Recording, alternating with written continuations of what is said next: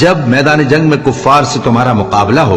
تو ان سے پیٹھ نہ پھیرنا، اور جو شخص جنگ کے روز اس صورت کے سوا کہ لڑائی کے لیے کنارے کنارے چلے، یعنی حکمت عملی سے دشمن کو مارے یا اپنی فوج میں جا ملنا چاہے، ان سے پیٹھ پھیرے گا تو سمجھو کہ وہ اللہ کے غضب میں گرفتار ہو گیا، اور اس کا ٹھکانہ دوزخ ہے، اور وہ بہت ہی بری جگہ ہے۔ اور تم کو کیا ہوا ہے کہ اللہ کی راہ میں اور ان بے بس مردوں اور عورتوں اور بچوں کی خاطر نہیں لڑتے جو دعائیں کیا کرتے ہیں کہ اے پروردگار ہم کو اس شہر سے جس کے رہنے والے ظالم ہیں نکال کر کہیں اور لے جا، اور اپنی طرف سے کسی کو ہمارا حامی بنا، اور اپنی ہی طرف سے کسی کو ہمارا مددگار مقرر فرما۔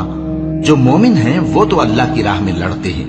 اور جو کافر ہیں وہ شیطان کی راہ میں لڑتے ہیں، سو تم شیطان کے مددگاروں سے لڑو اور ڈرو مت، کیونکہ شیطان کا داؤ کمزور ہوتا ہے۔